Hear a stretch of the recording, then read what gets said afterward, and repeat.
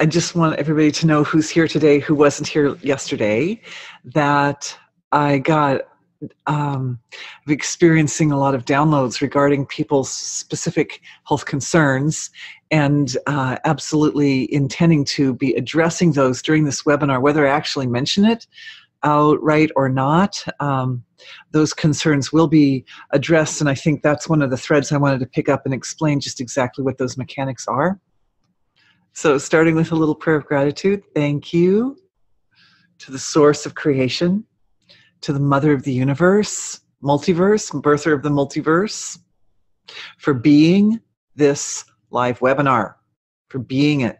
And thank you to the expression, infinite, not only the infinite expressions of that underlying wholeness, but to each of us as an expression of that wholeness, for blessing this live webinar with the ability to work effectively and concisely and powerfully. Thank you to each of you for being the healers that you already are and for your contributions. Thank you to your ancestors for participating, for their abiding love and support of the process in which we are engaging. Thank you, finally, to the eternal tradition of knowledge, the universal traditions of wisdom.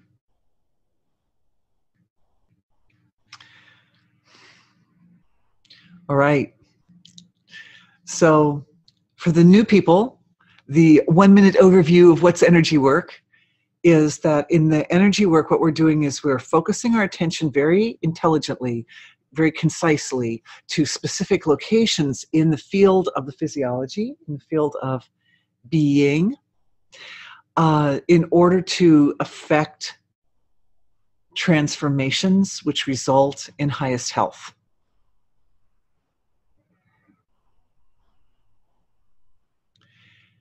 The seed of the illness or the seed of the imbalance is almost never like actually in the symptom. The symptom, when a person starts to feel ill or fall down or some value is reduced in life, that symptom is not where the source of the imbalance lies. So in energy healing, what we're doing is we're going to the source and we're following these little threads of consciousness, little streams or little filaments of consciousness that connect from the symptom to its source. So when I say directing awareness intelligently, I mean following the threads, following the threads. And the principle that awareness itself is that piece or part of the source of creation, divine being, which we have control over with our intention. The first thing we ever do, even before we breathe, awareness has to learn how to move in the field of creation. So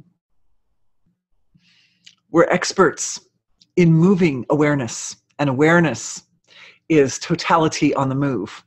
So totality finds its way to the seat of the imbalance, and when it touches that seat of the imbalance, it completes the incompletion. It fills in the gaps and stabilizes wholeness. And so what really is happening at that point in being is that divinity is becoming embodied. Divinity is becoming expressed as relative, material, physical matter. And that process then builds up in layers in the physiology. So any kind of imbalance, and this was one of my favorite points from yesterday, any little challenge that life brings is always a sign from one's own highest divine self that that's the area where divinity is ready to manifest forth. So whether it's a dysfunctional relationship, or whether it's a physical illness, or whether it's a problem in the way life is rolling at a particular moment, whatever the symptom is, the symptom shows divinity is ready to stabilize now. And so ultimately what's happening is divine being is interacting with itself. Divine being is utilizing the nature of the relationship between the absolute and the relative to create a dynamic relationship right there that allows divinity to express itself, to know itself, to adore itself, and to be as fully as possible in the field of the relative. And we are helping. We are actually that divine being, and we have an important role to play in that process. And this is another important point that came out yesterday, which was that individuality, that aspect of ourselves that makes us feel like separate from other people or separate from the wholeness of creation. It also provides the gift of caring. It provides the perspective of looking at creation in terms of its meaningfulness. Because totality is so big, it's so full, it's so unbounded, that there are no, in the field of infinite being, there are no points of reference, not until it starts to manifest, or just the beginning of the manifesting process, then points of reference come in. So when there are no points of reference, nothing has any meaning. But for us, our life is all about points of reference. All we are points of reference. So it's the fact that we have points of reference in the field of the relative that causes us to care, and that causes life to have meaning, meaningful value. And it is the meaningful value that is the guide that lends direction to the flow of divinity. So that means that it's our own experience of things being important or having intention or caring that causes divinity to say, oh, then maybe I can move this way next. It's almost like your caring or your concern, it opens doors for the direction that divine being can take next. It creates a point of reference for divinity. So it's all one big system, but each part has its important role to play. And it shows how incredibly vital, how incredibly precious and indispensable each person is, particularly parents. If you're a mom, you care about your kids. Kids start out fresh from infinity. They've just come from heaven, and they've come from those levels, those fine levels of soul, comes from those fine levels of creation where it doesn't matter so much one way or the other. When they first come in, they've got the kind of general plan, but there's a lot of flexibility, and they're willing to move and give and adapt according to the needs of the situation or the time. But the mom cares, because the mom has that understanding of how life unfolds and progresses from the very experientially, mom and dad, from the early times of life up into the more adult times of life, and they understand the importance of each experience that a child has as being formative. So they dedicate themselves, and it's precious, and it makes a difference. It's essential. And even if you're not a mom or dad, you live in a world full of people, and we all know how important those points are. If it is your life choice not to have children, then this is where the healing comes in. We're going to go right now. I can feel it. I can just feel this is where being wants to go. Is it wants to look into the early childhood experiences and that relationship with parents, and that relationship with those individuals who could look at you and knew that you were important. It was their job to see the importance of your potential. And it was their job to protect you. At least most children assume they come into the world that it's their parents' job to protect them and to support them and to guide them. And this was the reiteration of the point from yesterday, that sometimes when a soul is extremely evolved, extremely spiritual soul, that's already stabilized a lot of the fundamental forms required for evolution purified. They've already purified. They've already embodied. Divinity has already embodied certain aspects of the self. They come in as a little child and end up with a mother or father or both who aren't so adept at playing the role or at fulfilling the role of protecting or of nurturing the full potential like that. And so what that does is it takes the area where the soul is already strong and it gives that soul an opportunity to strengthen even further, even more profoundly in that area. Because it's not the difficult circumstances that give shape to your life. It's not the challenges that you face that give shape to your life. It is how you respond to those challenges that give shape to your life.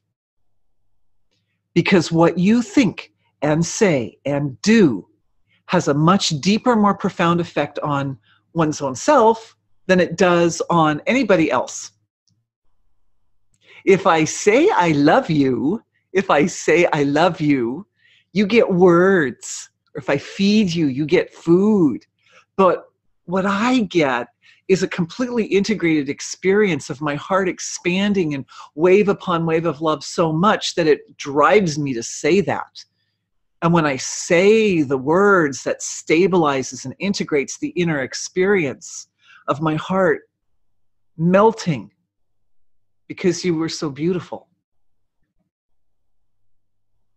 So if someone is horrible, if you're in a dysfunctional relationship with someone, and you have to be patient and you have to be tolerant and you have to rise up and act with grace in the face of somebody who's not acting that way and so forth, then this is what you communicate to yourself. This is what you see.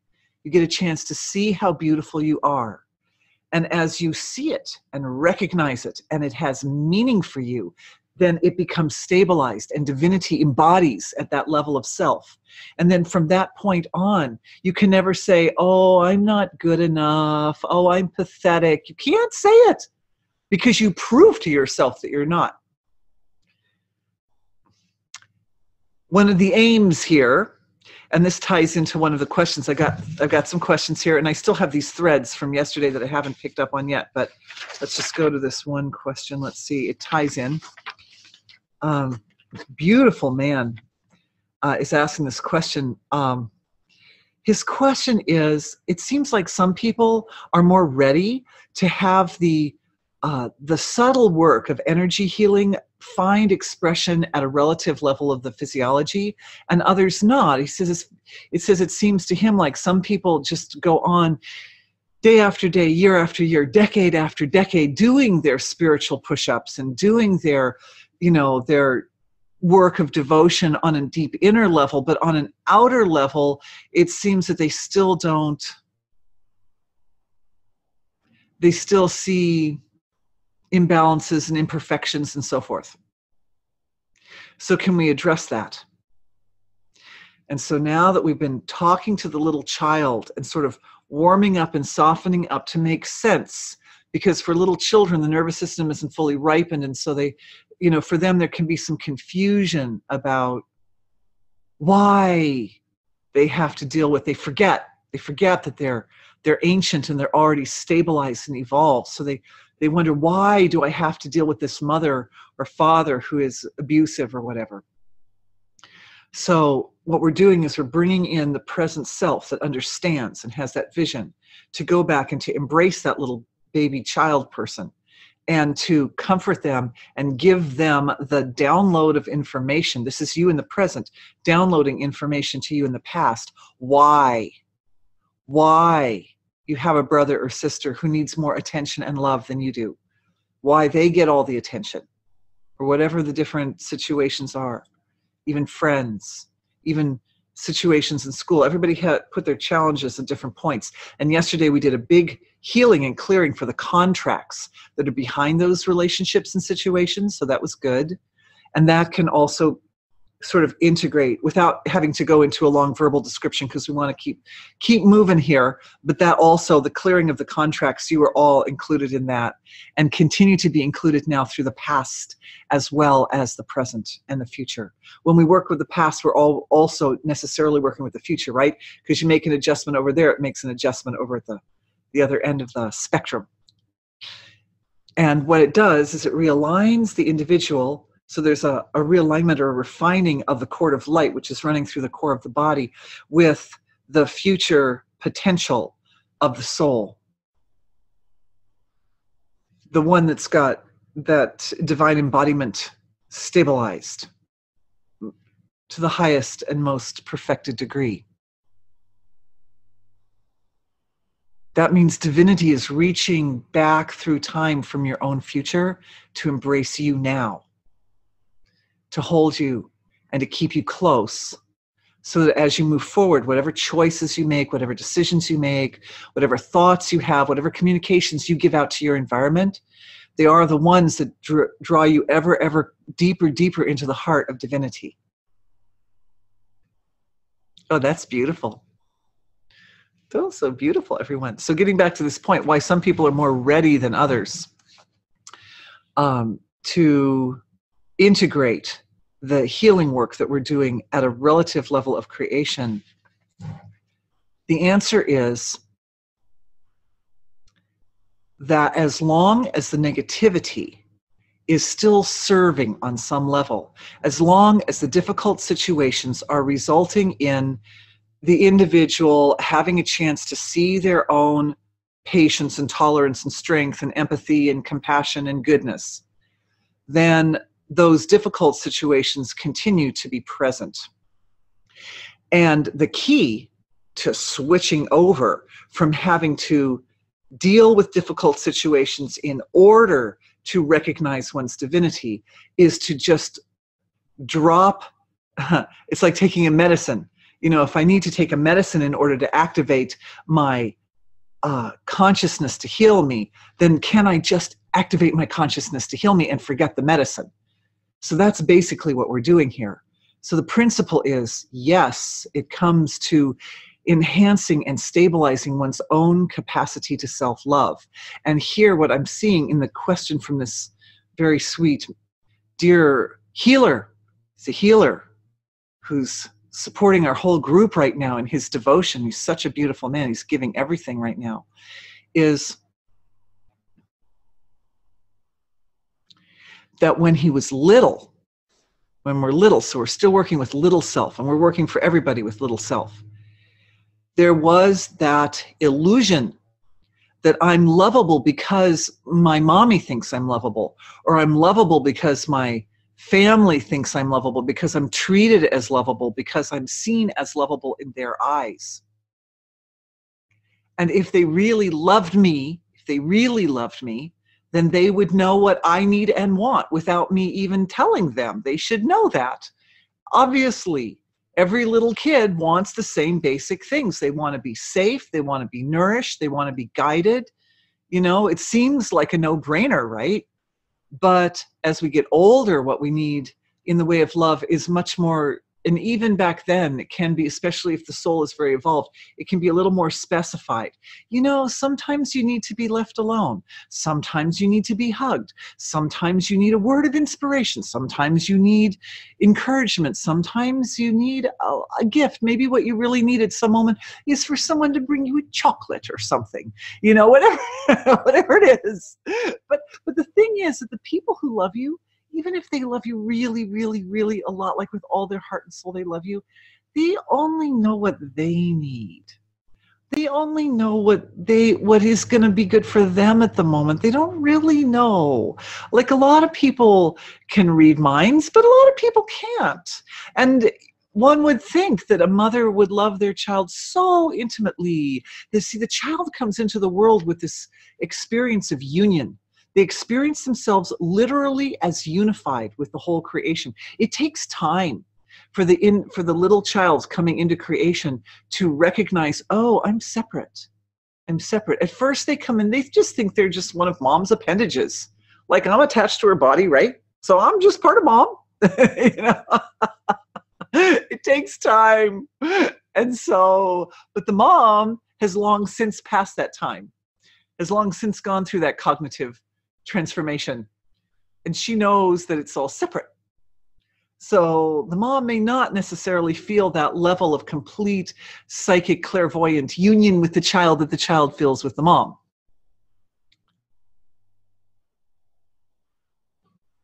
We're all antennas of the universe. And each antenna has its own unique perspective.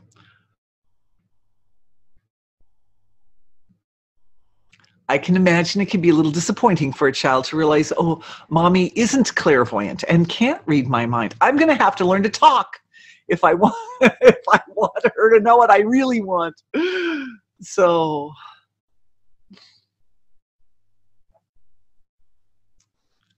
on the note of mom, on the note of mother, this brings us to one of the threads that I wanted to pick up from yesterday. Oh, I just remember the third thread. Good. Yeah.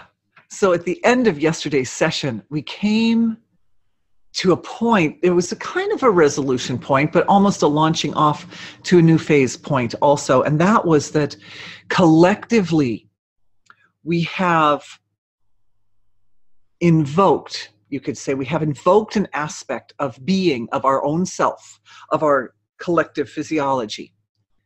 And that means each individual person has a collective level of their physiology, but collectively, our collective physiology invoked or issued forth a form of being, which to me looked feminine. This was right at the end of yesterday's session. And this feminine form is an overseer of the healing process. And what I'd like to say about this is that we're reawakening that value right now again. It is already present. This was the form. Okay, here's what I have to say. This is going to pick up two threads at once. So we'll kill two birds with one stone. Or how about bring two birds back to life with one wave of prana? Anyway, the point is that yesterday we were talking about this universal form of transformation, which is necessarily fundamental to the healing process. And that is when the imbalance is present. When the imbalance is present, it needs to shift gears from being a problem which is getting worse into, I talked about the turn in quite detail yesterday, so I won't go too much detail of that today, but there's a kind of a turning of the energy that brings that flow of, oh, things seem to be getting worse, into, oh, things seem to be getting better. So there's a turn of energy, and then there's a collapsing of the foundational structure behind the illness. There's a collapsing of the foundational structure. And that's what we, as an example, we just did that with the little child, going back into the little child level of reality and shifting the illusion, the misunderstanding, because the child's looking through their glasses and their glasses are limiting their ability to understand what's going on. And that's why they that's why they're confused. Or why can't mom give me the love that I know I need, or give me the guidance that I know I need? So we're adding the expanded perspective of the present self to the little child self, and the future self is also adding in. So we get 3 points in a grid. And I almost drew a diagram for you guys yesterday, and I may just have to do that today. But anyway, the collapse of the foundation that's behind the illness, it collapses down. And then there comes a point where the foundation is gone. It doesn't necessarily mean the symptom completely vanishes at that point, but in that point where the foundation has completely, utterly collapsed, this is where the form of being, this collective structure of self, abides. It is your inner healer. And in that place where the collapse is total, and as I'm saying that, I'm feeling that collapsing taking out the physical symptoms as well. What does that is there is a production of a particular kind of energy substance at that level of being. And it is known as soma. Soma is one of the values of that. And also in an even more densely expressed form, it becomes ojas, which are Sanskrit words that are just designed to describe an energy, basically. But that energy is foundational or fundamental to the restructuring of the physiology in wholeness. It's foundational for this soma has this ability to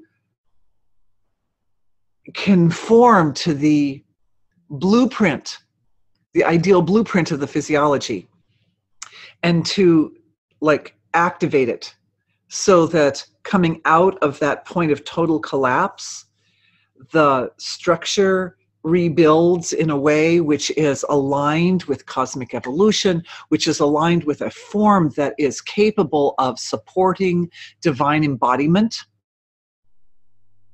Why? Because the soma also feeds divinity. It's the material that we produce that is most coveted and loved by the finest level of creation. It's like a healing balm for divinity. It's like a nourisher to the birther of the whole universe. It's that quality that goes to the mother of the universe and activates the essence of fulfillment for that structure, for that wholeness, that totality. So, when I got sick so many years ago, I had the good fortune of working with energy healing and finding over and over again, having the experience in multiples of layers of what it felt like to be myself when the healing was happening. And again, that kind of ties into that previous point, right? That the negative situation, and believe me, it was just one darn thing after another there for years. So the negative situation gives you a chance to see what you're really made out of. It gives you a chance to experience yourself as the embodiment of healing, pure healing energy.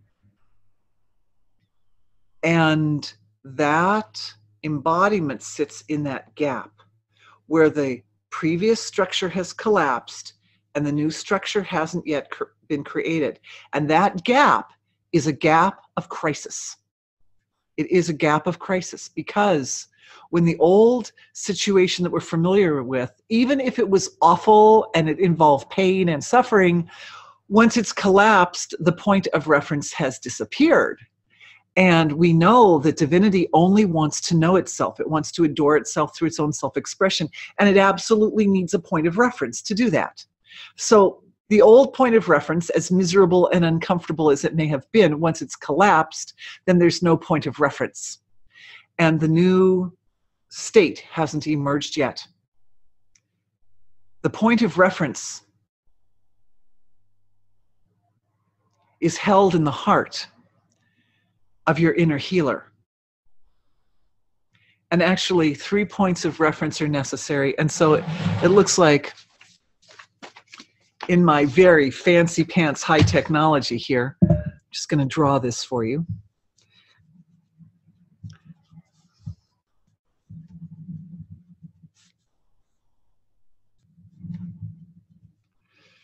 Okay, so everything in creation is a manifestation of infinite unbounded being. An infinite unbounded unmanifest being has no points of reference. So it has to have points of reference. So you need at least 3 points of reference. Oh, look at that, high technology. Hello, I think I'm okay. I'm using this, thank you. I'll use that too, okay.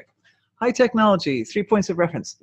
If you only have 2 points of reference, then you can't see the curve. This is math. We're talking math here. Oh, we like math at our house. My son's a mathematician. He's hilarious. Anyway, so, oh yes. So what happens when you have 3 points of reference is you then have the capacity, right? Once you have 3 points of reference, then it's possible to calculate the rest of the curve. And anyway, I'm not a great mathematician, so that's not super accurate. But I think that gives everybody a sense, except for those of you dear ones who are in on telephone. But you can check this out wherever we are in this. We're about half an hour into the session. You can check it out. There's a diagram right there. So the point is, with 3 points of reference, all of a sudden it's possible to calculate the curve. And then you can see that it's like a fractal. You know, you have a particular shape, but because the whole creation is formed in a fractal in structure, which means that every part reflects every other part, and it's seen at many, many dimensions, at very, very small to very, very big. Then if you have just a little piece of that curve, all you need is a little segment of it, then you can calculate what the rest of the curve looks like. So this form of creation, this inner healer form, this collective level of creation provides the third point. The points are infinite being provides point number 1. Relative self provides point number 2. And then the inner healer provides point number 3. And as you can see by my diagram, that middle point, oh God, I get so like, whoa, outer space when I hold up my paper. That middle point is the important point in this diagram. It's the significant point that determines how that curve is actually going to show up. Do you like that? I can turn myself into I'm fading into the absolute. Anyway, all right. This value of inner healer, we can go directly there. The value of inner healer is, I was saying, it looks like a kind of a feminine form because it's one of those great mother forms that encompasses or imbibes the smaller, more delicate forms, which are responsible for the details of the healing process. And that's where the rubber meets the road with the healing process is, you know, if the problem is, for instance, I'm looking, I've got some more questions here to use as reference points. And by the way, people came up with awesome questions yesterday, so please feel free if you have any particular points of reference you would like to present. Oops, that's the wrong one. Let's try this one. I drew on the next question. Yikes.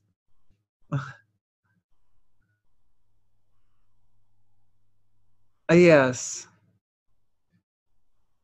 So this comes from a woman who's a very, very deep thinker and a student of religion, mystical understanding of religion.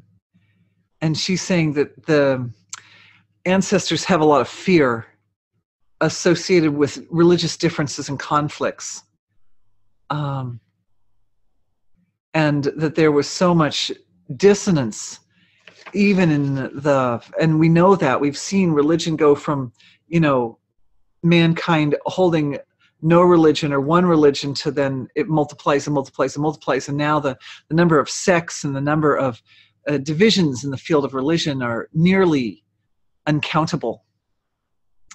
So that comes from, her point comes from, now she's talking about Western religion like Christianity.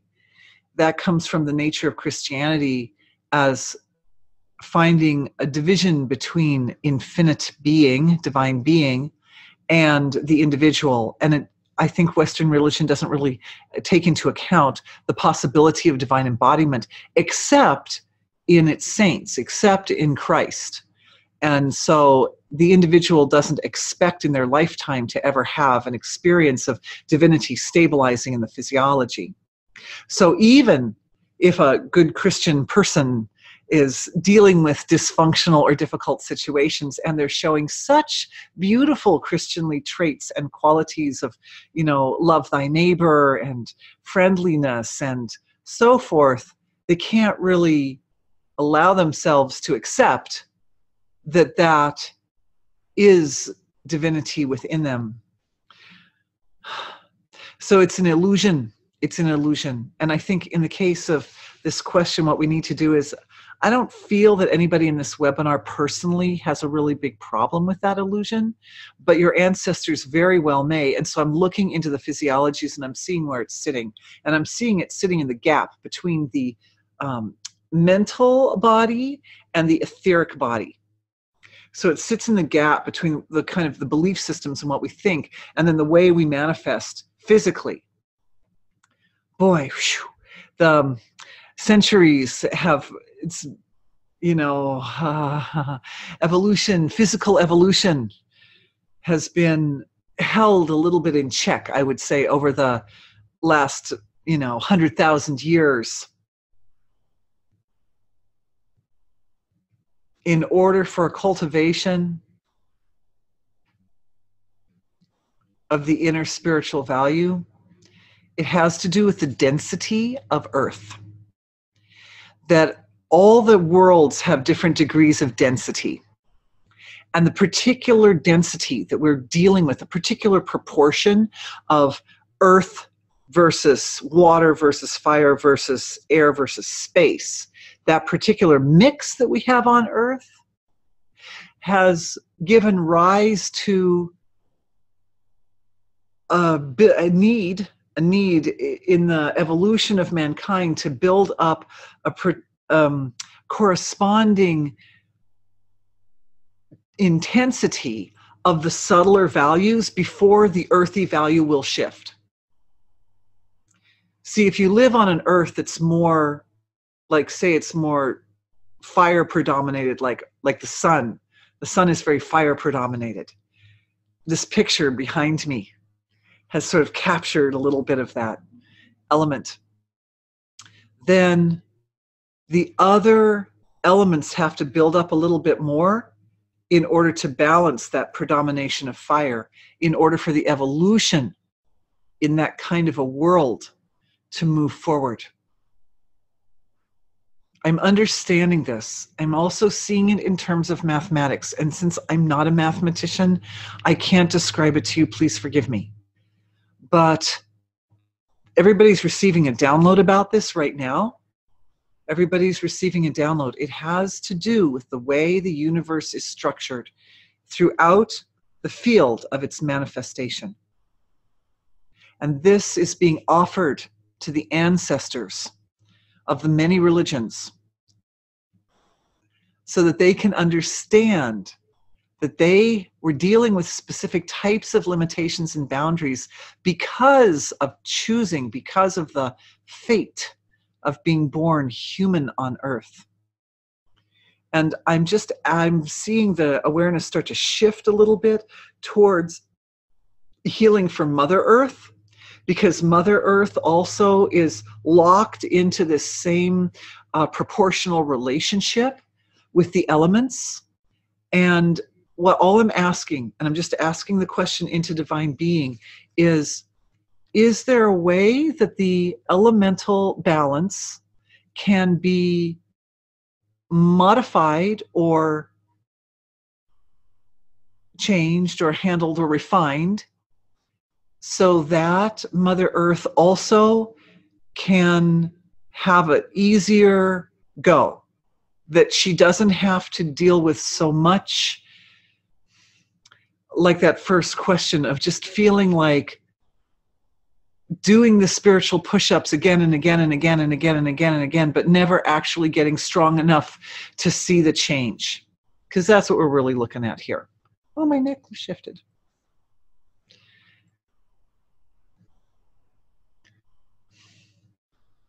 It's that feeling of I give and give and give and give. and I never get to the end. It never comes to an end. It never gets its resolution or its completion. So there we go. The answer has returned. The answer returns from divine being. It comes right in the crown of the head, right? It kind of oozes in, it kind of seeps into the being. The answer is that for every proportion that's been stabilized in Mother Earth's contract with the Creator, that the balance of the proportion of these elements will be a certain way. For every one of those, there is a law of nature on the other side that's the opposite of that proportion that completes it. So what's bringing in the medicine that's coming in from Mother Earth is a medicine of completion. And this is specifically to do with the elements. Oh, so I'm just feeling that energy moving like a wave, I need a stone. I have a friend here helping me. He's so beautiful. On the back porch where you entered, there is like a cold chest in the shoe area. On the cold chest, there is a stone about this big. Thank you so much. Sometimes when I'm just like innocently out and about, stones present themselves.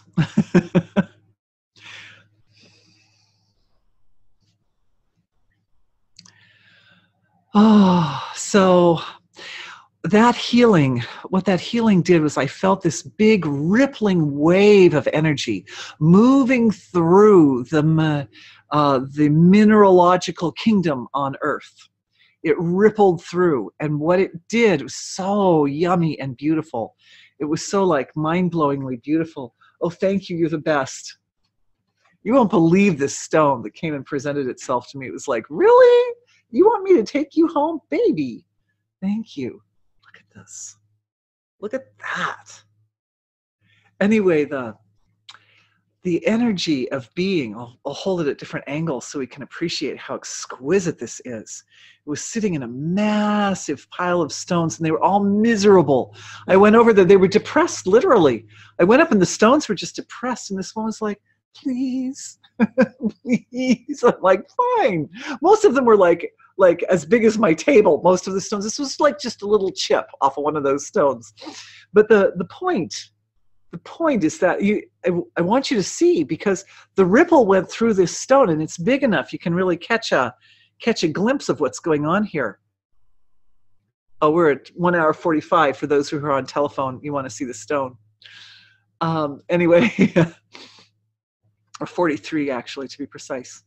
So the stones are full of life. They're very slow. They're very slow moving, very slowly evolving life forms, but they do grow. And I've actually got another stone over there that got bigger in the last year. I had, when we moved to the new house, I put it in a little bag with some other stones. And yesterday I pulled it out, and it was like probably 25% larger than it had been when I put it away. And I know, because I compared it in size to the other stones. Stones grow. There's stones that they're like famous stones that grow. You can Google them. Growing stones, you can Google them. It's not unknown, but it's just their physiologies move and evolve more slowly than ours do, that's all. And some people come up and bust them up into little chunks. And that makes them very depressed. Sometimes it does.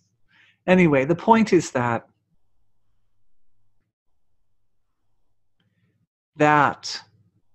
healing from Mother Earth rippled through the mineralogical kingdom. As such, it has shifted also for our physiologies. And that means at the level of, I think they call it cellular respiration, where the cell walls receive the different nutrients. And they receive nutrients that are even found in stones, all kinds of, carbon and calcium and different forms that are also found in the stones are found in our food. I'm going to put you down, baby. Oh, better not put them on my questions. I'll have to pick up the questions. Okay. So that's the level at which this healing is affecting these physiologies. It's increasing the life force in the elements which are received by the physiology. So whether it's iron or potassium or carbon or different materials that are in the foods that we eat that go into the cells, they have more being in them, is divine embodiment. This is us creating a healing for Mother Earth and thus resulting in, I'm now going to take some questions from the live group. But it's the divine embodiment. It's first embodied in the minerals. And that, what it's doing is it created, so that minerals are thick and heavy like this, and it created the light part. And it's like they got married together. That's what the healing did. It married them. Okay. So, question from a viewer. Lower back pain is very common health problem. Can you tackle that one? Heck yeah. In fact, we even tackled it yesterday because someone emailed in. See how in tune you are? You're so connected with everyone. It's someone emailed in yesterday with sciatica. So we did a whole segment for sciatica. It was very beautiful. And so definitely watch that. That was at the beginning of yesterday's session. So when you get the recording, you know, you can go into early in the session. I think I started just a few minutes in on the sciatica. But the lower back pain, this is so important, is we have these three main energy centers in the physiology: the head, the heart, and the gut area or the pelvis area. And the way Western society is structured, the head is very honored, and all head energies and head, you know, you can be anywhere in public and you can talk about your ideas with people, and people honor that and think it's quite wonderful and brilliant and appropriate in all sorts of settings.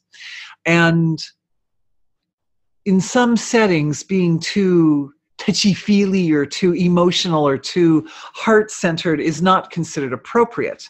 However, these days there's a little bit more of a appreciation, understanding, recognition of the values of the heart, the values of the heart. So the heart and the head are basically considered sort of like, all right, like safe territory, but there are many, like most, even this webinar, where we probably don't go into great detail about elimination. We just don't. I mean, we can. And of course, if we're healing that, we have to. We do. But the point is that there's a tendency that goes back many generations. And for some people, it ties into other lifetimes as well, or other incarnations, other physiologies, because all physiologies, even insect physiologies, they have those three sections, right? That area has been considered inappropriate or sinful or dirty, or a lot of the discordant feelings connected to and associated with that area. The back is where we hide things from ourselves. So if you've got something that you don't want to look at, it gets hidden back there because you can't see back there. You just can't do it. So this is the area when it is activated with divine embodiment, when divinity embodies the hips, the pelvis, the belly, the butt, when it embodies the reproductive organs and the colon and the rectum. Ooh, how about divine rectum? There we go. There's a concept for you. Let's all have divine rectum, shall we? So the point is that, yeah, I know, right? The point, this embodiment at this level of the physiology is so vital because it is the foundation for the energies, the faster frequencies that are going on at the head and the heart and the other levels of the physiology. If you don't have a foundation, that's how you get rid of the illness, right? You get rid of its foundation.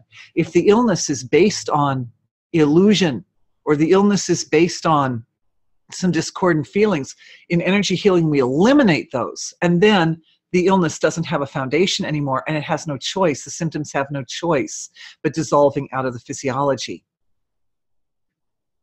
The ancestors held a lot of stuff in the lower back, a lot. And now what we're seeing is buildup of layers of all that stuff, all the belief that it's dirty and sinful and nasty and all that has resulted as moving forward in different ways in society. What it's done is it's morphed. So now a lot of us today, a lot of people in today's society, even young people, have jobs that involve a lot of sitting. And that sitting is it's like it puts a pressure and a strain on the lower back, and it puts a pressure and strain on the whole pelvic area of the physiology. So by switching the imbalance from belief systems and discordant feelings and getting it into the denser levels of the physiology, all of a sudden that area, that belief system area, kind of opens up, it lightens up. Then we can go in with our awareness and we can start to dismantle the old belief systems, which is what we're doing right now. And I mean, I don't feel like I need to take a lot of time here actually describing exactly the discordant feelings, because you guys know it doesn't take much to look back to grandmother or great-grandmother's generation and know how people felt about sex or about their butts. I'm sure there were generations where the word rectum never even came up in polite conversation, did it? Oh, but we're so very polite here, and we say rectum very politely. Anyway.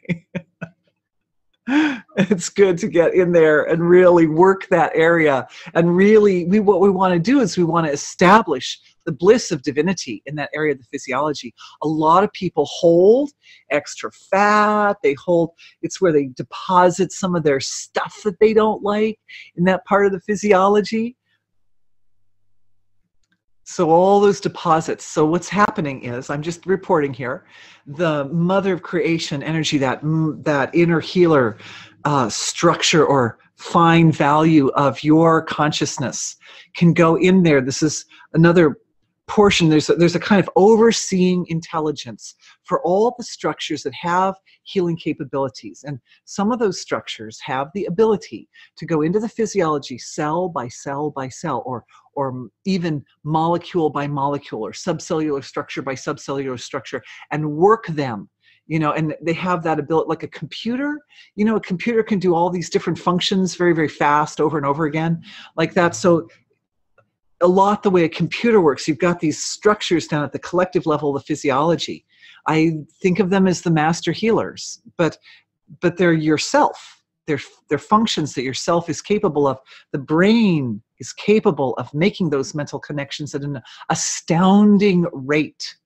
And it goes into the cells, and it finds everywhere that those old root thought patterns, those old habits and belief patterns are stuck in the tissues of the physiology, and it softens them.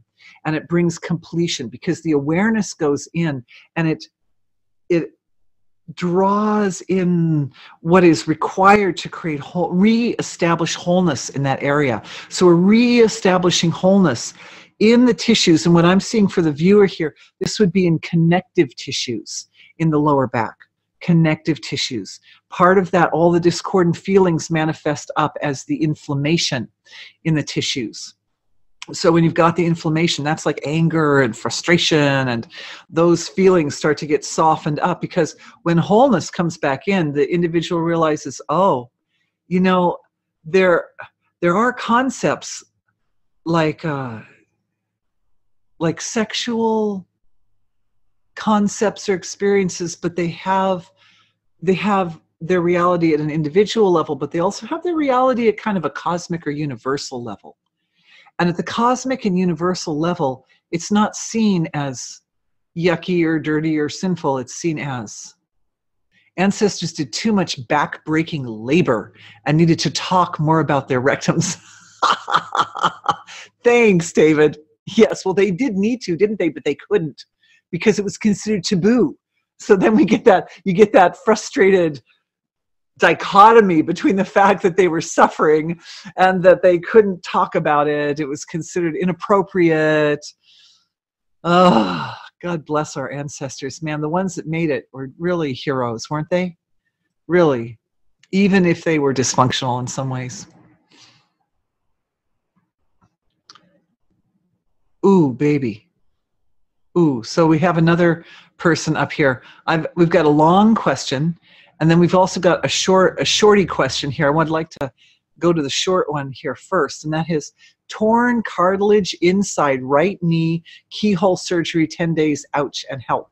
All right, I am so glad that you asked this question, because this was me 1 week ago, less than a week ago, a little more than a week ago.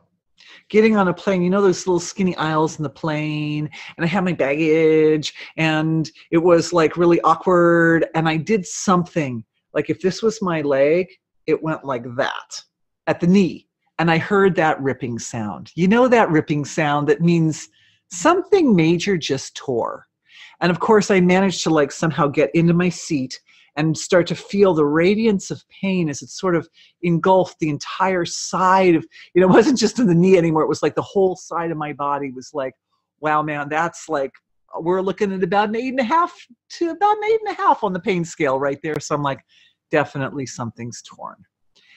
It was the ripping sound that gave it away for sure. But lucky circumstances, I didn't have to move. I wasn't coming off the plane when I had to run to catch the next flight. I could just sit for an hour and a half. So hand chakras on the knee, got the knee up there, hand chakras on the knee. And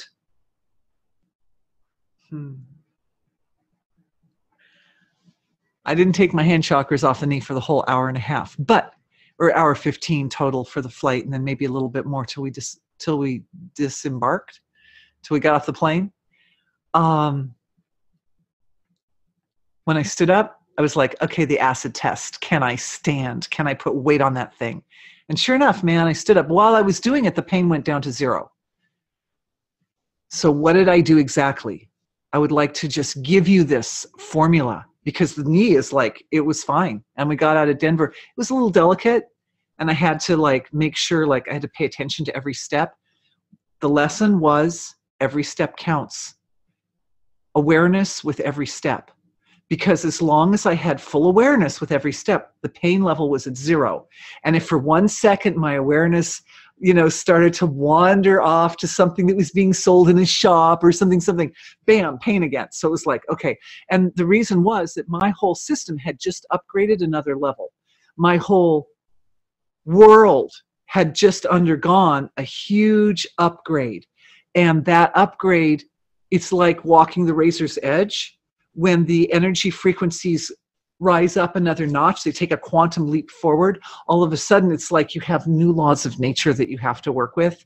And so I was being asked to be more clearly aware of what's going on. So that happened. Anyway, the healing was, the hand chakras were on the knee, and I knew that we were activating the function at the causal level of the physiology. There's an organ there that regrows tissue, so I knew I had to regrow some tissue. So that was happening. But the clincher that pushed the healing over the edge into a state of really, when the pain really vanished, was my husband came over and put his hand on top of my hand, and it added a recognition inside myself that I needed to bring in love. And the energy medicine that I was putting into the knee didn't have enough balance of love in it.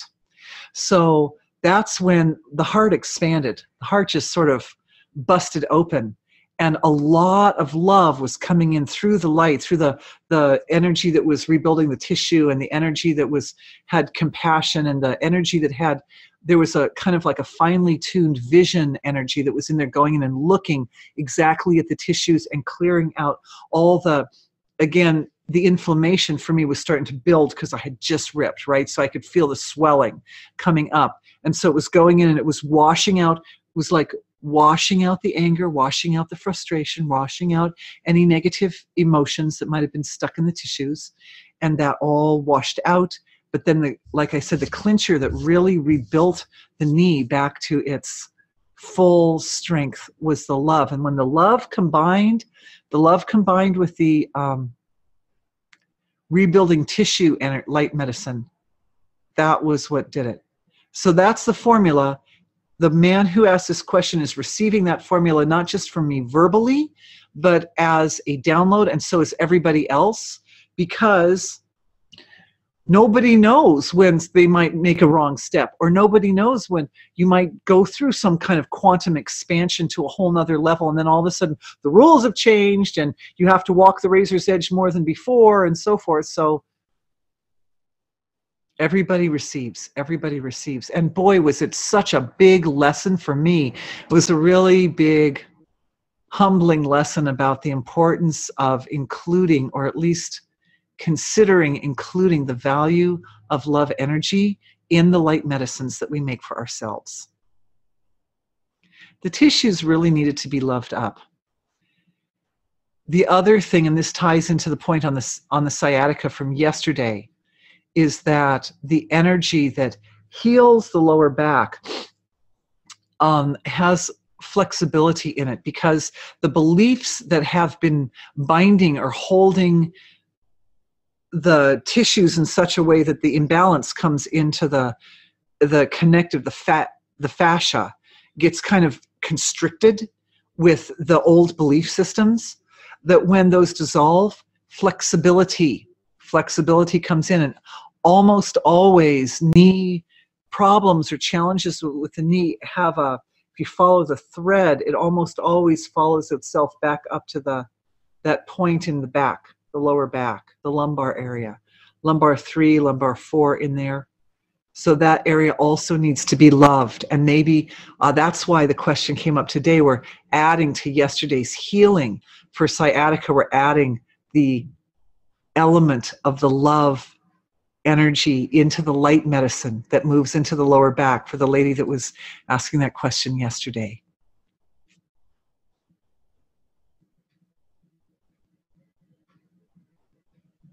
It's interesting that it's love, because as soon as I said love, I had this clear picture of the God of love, right?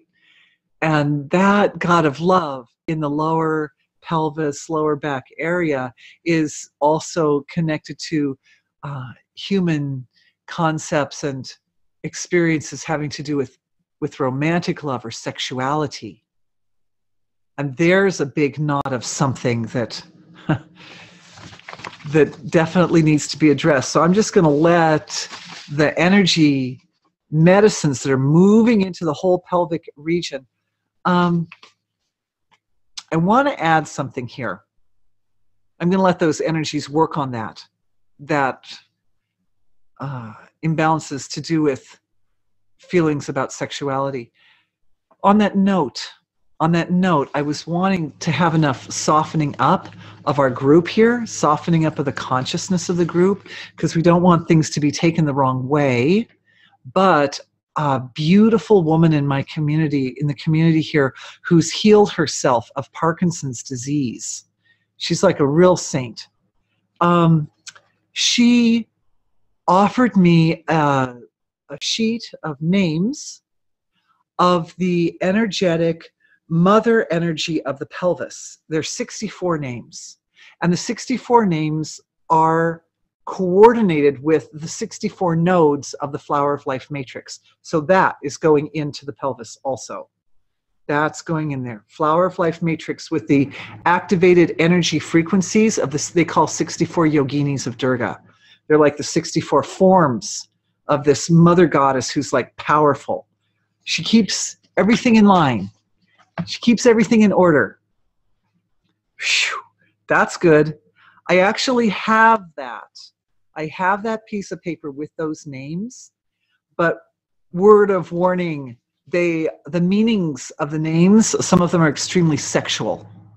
So just knowing that. If you feel like you'd be comfortable getting them, let me know. I will send them to you. by request only. They're beautiful, though. I find reading them extremely powerful and extremely stabilizing and balancing for the entire pelvic region. And they bring in the universal values of sexuality and other forms as well. Very interesting how they all mix and coordinate with each other. Okay, so let's heal this fear of dealing with elimination, sexual energy, and other no-nos attributed pelvic area, right? First and second chakras, healing for us and our ancestors. Thanks. Yes, yes, my love, we are doing that. And by the way, I will send you, the lady who just asked that question, that particular list of names. Because see, what's interesting about the Sanskrit names is that the sound frequency of the name itself contains within it the energy frequency of that, or the meaning. The meaning is contained, they call it namarupa, where the name and the meaning are combined into one form. So just reading the name activates that quality. And as you read it, it activates it for you, but it also activates it for your ancestors. It's really yummy stuff. Okay, another question. We did that question. Oh, we have another question here. Oh, we also have a question there. So we've got two. This is also short, so we'll go short first. Okay, wait, I'll do the long one first, I think, because it's probably, the long question is partly just a message to everyone. Here is some infinite that I have experienced and questioned. If it is like yours, infinite points of blue light, Krishna, infinite points of reference, make for cosmic blanket of nothingness that wraps around me and loves me and gives me most intimacy ever experienced. And I know I am divine. That divinity is within me. And the 3 points of reference I love most so far is that I am God, God is me, God is God. Ooh, isn't that nice? I'm going to say that again. 3 points of reference. I am God, God is me, God is God. That's fabulous. This is deep within this blanket of infinity. Oh, thank you. I'll bring that up. This is deep within the blanket of infinity and gives how the mathematics given is flowing back on itself in self-referral, and different infinities at a glance are created like infinite and infinity of infinity. Right, ordinal and cardinal infinities, right, that we talked about in, I think, 2 webinars ago. We did a lot of math stuff.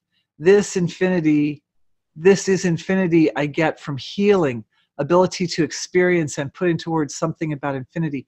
Beautiful.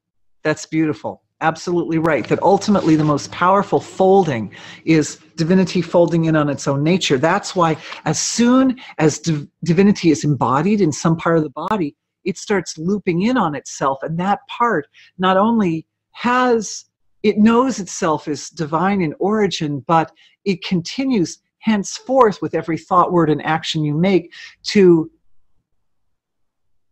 it continues to stabilize that infinity at that point. Okay, point from here in the room, clearing the statement that somebody is a pain in the ass, or that something is a pain in the ass.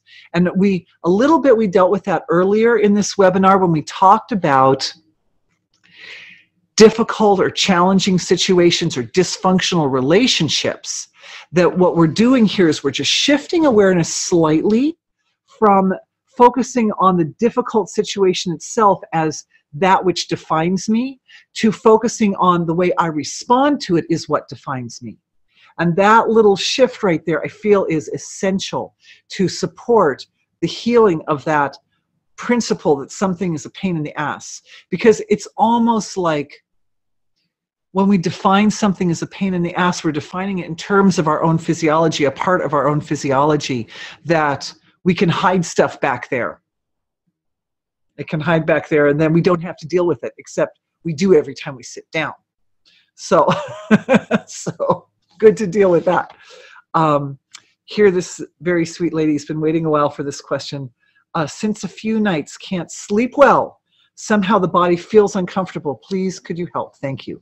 Yes, and this was the other thread, which I didn't even put on my list here that I did that came up yesterday, and we really didn't fully get a chance to deal with it. Guys, we're coming in toward the end here. Let's see. We've got a couple more questions too here. This thread has to do with the fact that I mentioned it briefly, and I recommend the first videos on Gerard Omby's YouTube station, where he kind of goes into a big detail if you're interested in knowing more about the details of the planets and their influences. But in this last week has been a very heavy time. You know, I mentioned this yesterday. I mean, I'm telling you, it's been unusually heavy. And I feel that I looked at all these symptoms on the surface. All these little symptoms were coming up on the surface. And I looked at them and I followed the threads, and all the threads led to the same spot. And the spot has to do with this deep underlying movement of the massive body of Saturn over the gap between previous signs Scorpio into current sign Sagittarius. Wherever Saturn sits, it hides what was there. So when it moves off of that thing, it reveals what was hidden. And in this case, where it was sitting was the god of the Devas.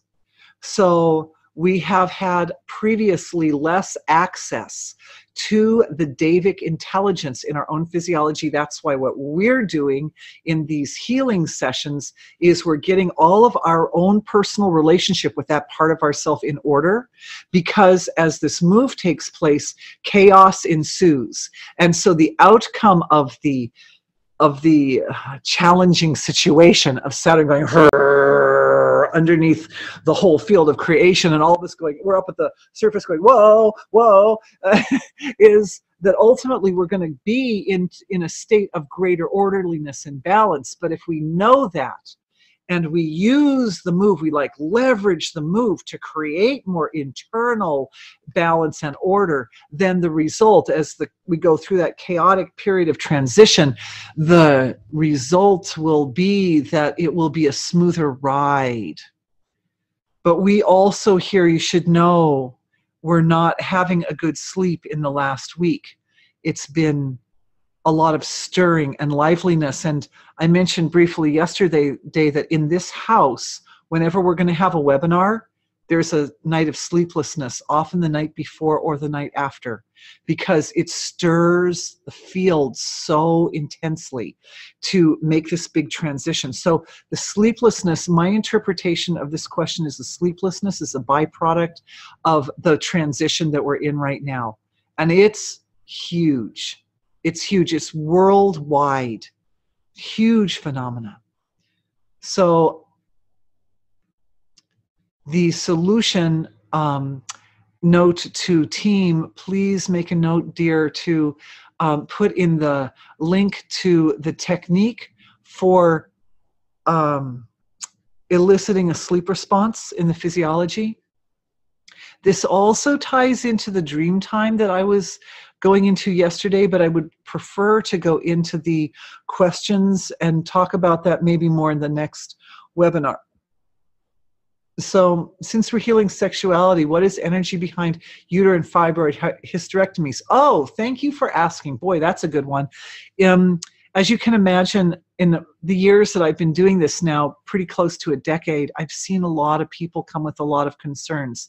And I found there is a common denominator among women having problems with their female parts, with their lady parts. So my son calls them lady parts. And that is unresolved relationship with mother. Unresolved relationship with mother. So what I offer for this particular question is actually going back in time to the part of the video today's talk where we went back in time and did some healing for relationships with parents. You might recall at the beginning of this session. That was beautiful that you asked this question, because what it illustrates is your intimate connection through time with the healing of your own being. You ask the question now but the healing actually happened earlier.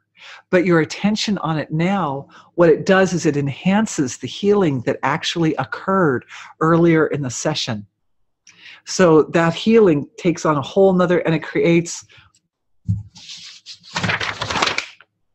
when, that was, sorry, I want this one. This one's better. When it, see the previous healing, the question, the now healing, they start to go together as forms of the same session. And then when they do that, it like layers up, and it causes it to, this form rolls to infinity in both directions.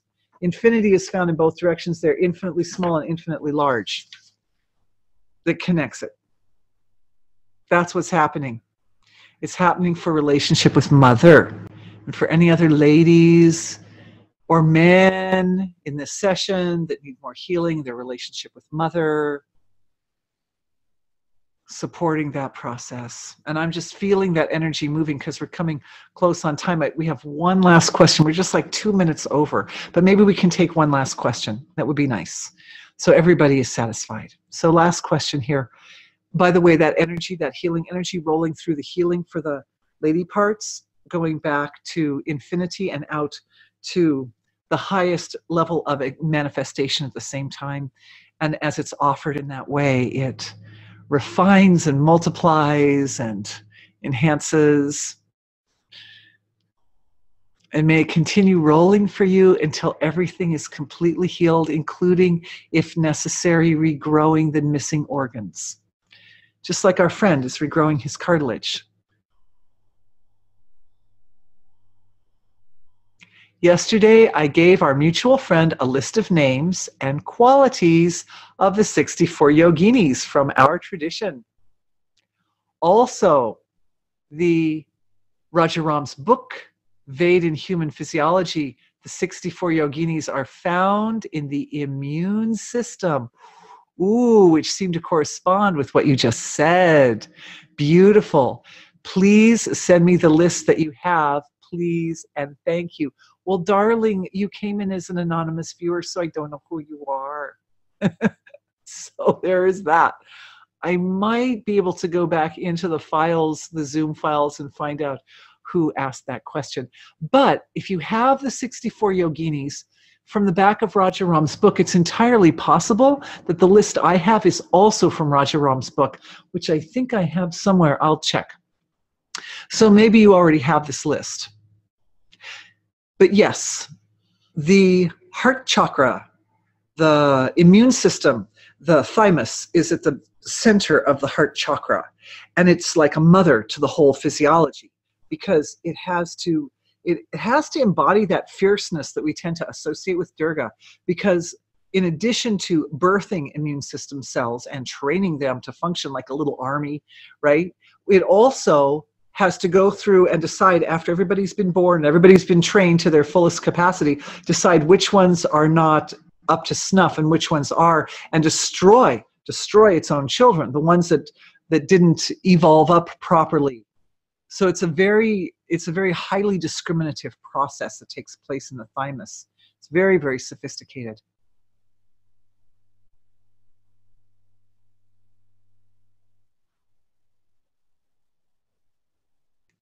Seeing relationship with the Nagas. Also, in that process, I will send. All right. So, thank you everyone for giving me the opportunity to do this talk on health. And the principle here was, I just want a brief summary, that we want each of you to walk away with a stronger sense of what it is how to self-position in order to promote your own maximum health, in order to be the master of your own healing process.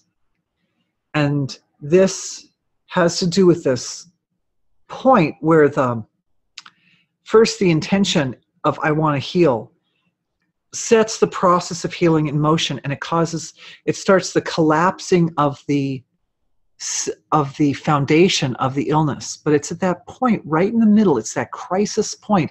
It's like a point of maximum chaos in life when the old has been destroyed and the new has not yet evolved forth, where this form, this Davic form, this manifestation of your collective self, which is your inner healer, resides right at that spot. It's like a crucial spot.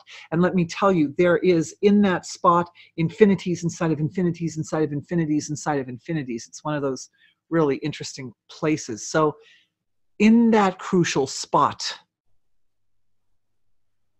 awareness is placed. The inner healer is not afraid of the collapsed condition at that point, but understands that the infinities inside of infinities inside of infinities contain the key for the rebuilding of the physiology and all the different specifics, such as access to the blueprints required for that knee with the broken cartilage, access to the blueprints, access to the healing medicines, access to the ability to open up that heart chakra in such a way as to bring in the love medicine, the light medicine into the energy that's flowing into the damaged parts of the physiology. And the ability to go in cell by cell by cell by cell. These are all structures that are contained within that Devi, within that form of being that resides in that gap. And everybody received that whole thing as a download earlier. But what I'm doing right now is I'm rechecking that everybody receives it in layers upon layers, in waking state, in dream state, and in sleep state, so that you understand it from, oh, look, 3 points of reference, right? My nervous system as it functions in waking, my nervous system as it functions in sleeping, is in dreaming. How about the gap as it functions in transcendental consciousness? So from these, any other points, transcendental, CC, GC, UC, BC, KC, all the different forms, all of them, you receive the same download in each of those forms of consciousness, so that the entire thing is stabilized. And all the resources required to self-heal are totally 100% accessible. And the realization is there that this is divine embodiment at that point in my physiology. It's a non-manifest point of the physiology, but that's where the divine embodiment is taking place, is in the point of my inner healer. So the individual's completely embodied at that point of self. So you don't ever lose access. And here's a beautiful thing about it that I'm just seeing right now. Because we're experiencing this in our group, and because this beautiful structure of self is being seen from each of the points of reference of each of our physiologies, everybody in this big group, the webinars keep getting bigger. So it's quite a large webinar now, like more than double of what it was like 6 months ago. Yeah, thank you, everyone. That this broader perspective of the Devi, of the manifestation of healing capacity, of the form of self as the inner healer, is accessible to everyone, so that anytime any of us draws upon our inner healer or uses our inner healer to support ourselves or others, it has a kickback to the group, and everybody in this group also benefits from the process. It adds like deeper, richer layers of understanding and appreciation of that aspect of self. Oh, that's wonderful. That's like a kind of like, that reminds me of like fancy pants financiers, how they work with money in order to make the money make more money. Only we're doing it with consciousness and being. We're doing it with our own inner healing power of our inner healing capacity. It's multiplying the power of the inner healing capacity. Wow. Okay, guys, that was very sophisticated. Thank you.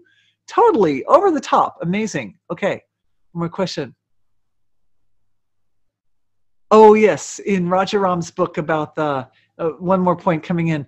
about the 64 yoginis. He calls them Shiva's army, but I think more of Durga's army, the list she's referring to for someone who built a temple in NZ based on a Parashya Bhasha. Okay, how is it possible to grow cartilage, which you indicate? I described it some, but maybe my description wasn't complete enough. Here's what I'm going to do. I'm making a note to self. I'm going to write down, like a blog entry, how to regrow cartilage step by step, and then I will publish it on my website. And that, everybody, is part of the new knowledge base that's going up on my website, so that people can just go in and search knee injuries or healing the liver or anything, and then a page with a healing and a video and all the information pops up. So I'm making a note to do that right now. Also, big shout out and thank you to all of you on the webinar subscription program. One of the reasons that the webinars keep getting more and more powerful is that so many of you are consistently participating time after time. It's amazing. Some people who signed up for the webinar subscription program when it very first came out might be coming close to finishing the subscription. So I'm just throwing that out there. We'll probably send reminders to anybody who's close, because if you want to sign up again, you get another 10 distance energy healing sessions along with a good deal, a beautiful deal on that. So thank you to everybody for being with me. Thank you for this amazing session. All my deepest love and gratitude to everyone who's with me today. We're all together. Thank you. We'll see you all soon. Bye.